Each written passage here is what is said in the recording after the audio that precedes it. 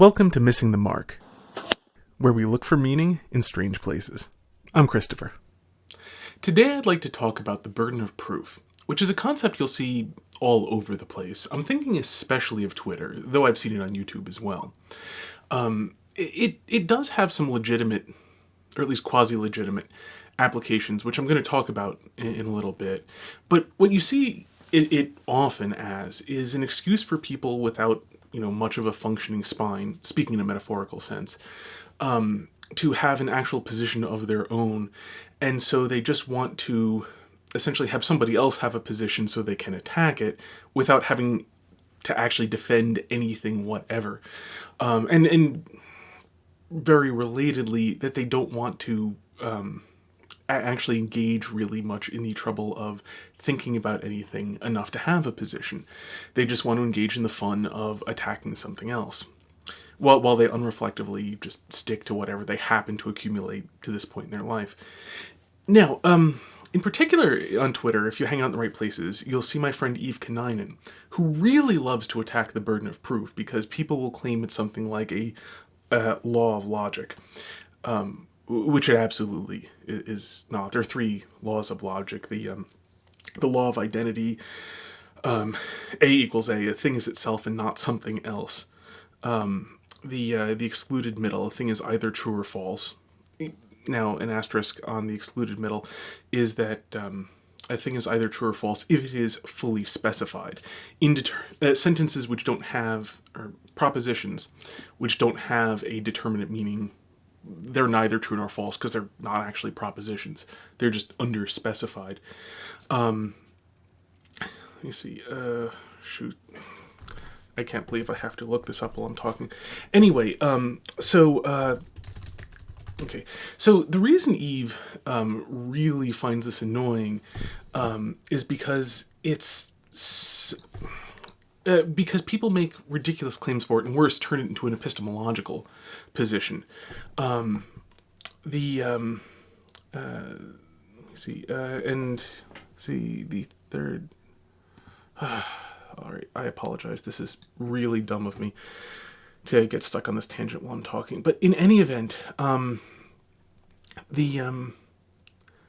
yeah, I'm sorry. And then the third is the law of non-contradiction. A thing can't be both true and false in the same respect at the same time, and so on. So a school bus which is entirely yellow cannot be entirely red at the same time, for the appropriately colorful definitions of yellow and red, etc.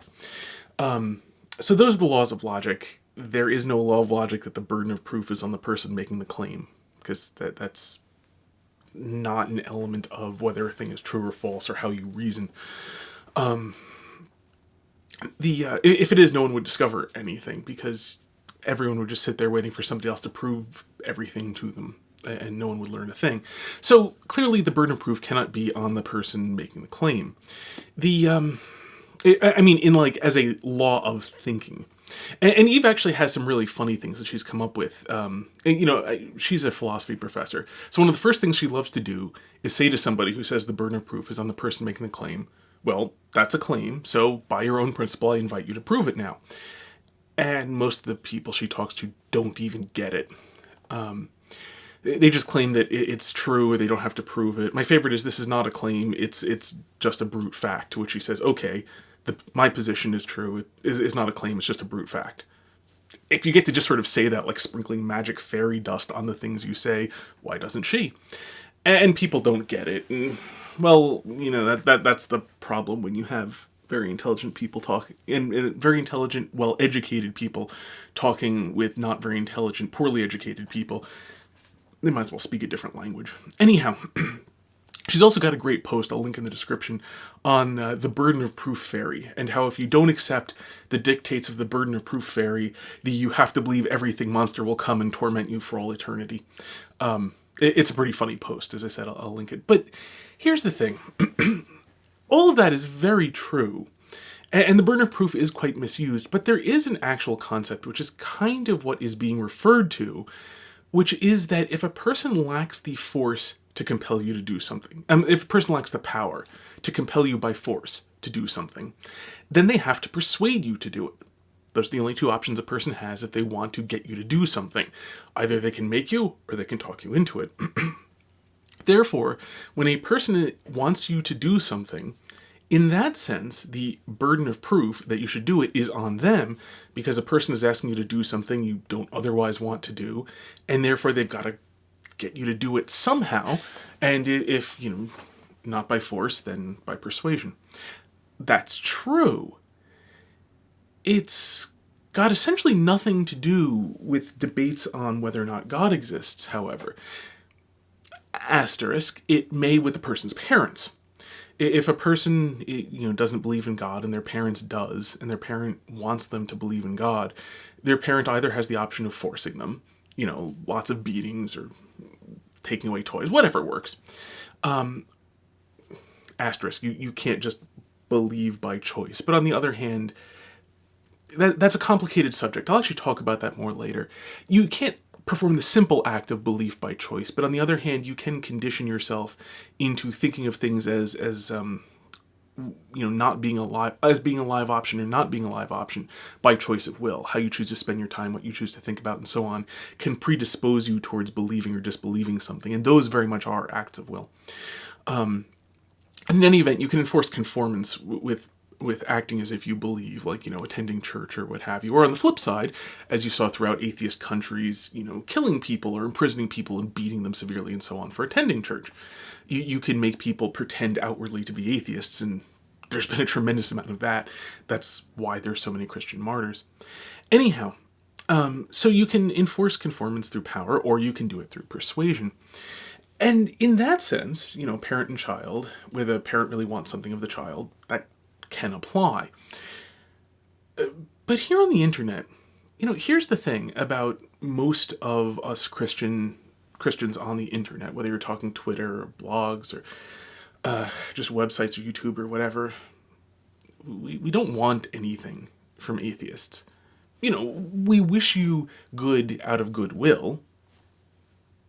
We hope that atheists will come to see the truth because it is good for them. And as fellow creatures of God, we desire that their good happens.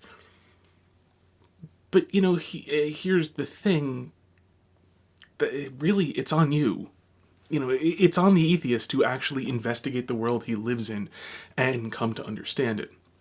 And I know there's that silly myth like, well, why doesn't God provide the evidence? The whole world is full of evidence for God. Entirely is. You just have to learn to understand it, because there's no such thing as evidence which understands itself. You have to understand evidence. Murder mysteries are entirely full of this. The detective sees a clue and understands what it means, and everybody else sees the clue and doesn't. This is why Sherlock Holmes always surprised everybody. He saw what everybody else saw, but they didn't observe it. They merely saw it. Well, that's the same thing of all evidence. It exists, but you have to interpret it. There's no such thing as evidence which interprets itself for you. And so this is sort of where we come to my problem with the burden of proof, as it is commonly used. That is, it is commonly used as a means of avoiding the fact that we are all here in this world. We find ourselves created not by our own power. We're just here by something else's power. And it's kind of our job to look at the world and to come to know it. There's stuff here. At least there sure seems to be. People have doubted that, people have doubted, whether matter exists and so on. Well, as thinking rational beings capable of knowing truth, we have a duty to the truth. We have a duty to go and investigate the world. And I wrote a blog post on this called "We Are All Beasts of Burden." That is to say, the burden of proof is in fact on all of us. Not in argumentation, but rather that arguments are just one small thing you do in your life. You have a much bigger duty to use your mind to come to know truth, to discover what actually is. And this is the thing that's disappointing more than anything else. It's a bit frustrating. But it's mostly frustrating because, I like good conversation, and one of the reasons I spend a lot of time on the internet is I try to find it. But that aside, it's more than anything disappointing that there's so many people who just don't care. they look at the world, they learn the minimum they can possibly do to get by ish, sort of, for the foreseeable future without much foresight. And that's it. I mean, one of the things I've never really understood is that a lot of people don't ask themselves such incredibly basic questions as, what is happiness? How do I get more of it? And what ways of getting more of it actually work to get me more of it? Because, I mean, of course, one of the things you learn when you're, I don't know, 3, 2, 1, at the very least by the age of, say, 8, is that there are lots of things that look like they will make you happy that in fact don't, or that make you happy for very short periods of time and then make you miserable afterwards. Like, for example, as a child, screaming at your parents. Sure, it feels good to give vent to your anger for a moment, but then you get punished and it really sucks. Very quickly, you're supposed to learn that the mere fact that it felt good for a moment doesn't mean it will make you happy for any meaningful amount of time. And ideally, as a rational being, one can generalize this to the more, the broader question of how do I get happiness in a manner that actually lasts? Because equally obviously, there's tasty food, but, that doesn't actually work real well. I happen to love chocolate. If you like something else, consider that, replace it. But if you just eat chocolate, and I can eat chocolate like as a food. I can eat chocolate for breakfast, lunch, and dinner. I have in the past.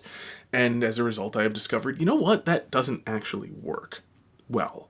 At some point, you just don't feel all that good, even though it was great as you were eating it and you felt good for a little while afterwards. I kind of learned that lesson when I was a teenager, and I stopped doing that by the time I was in my, There are a few times I kind of made a meal of chocolate when I was in college. I stopped doing that by the time I was an actual adult. In practice, a practicing adult, as it were. Haven't done that in a long, long time. Because it's not a good idea. It's counterproductive. It's self-destructive. Anyhow, point being, we are all beasts of burden who must discover what the world really is.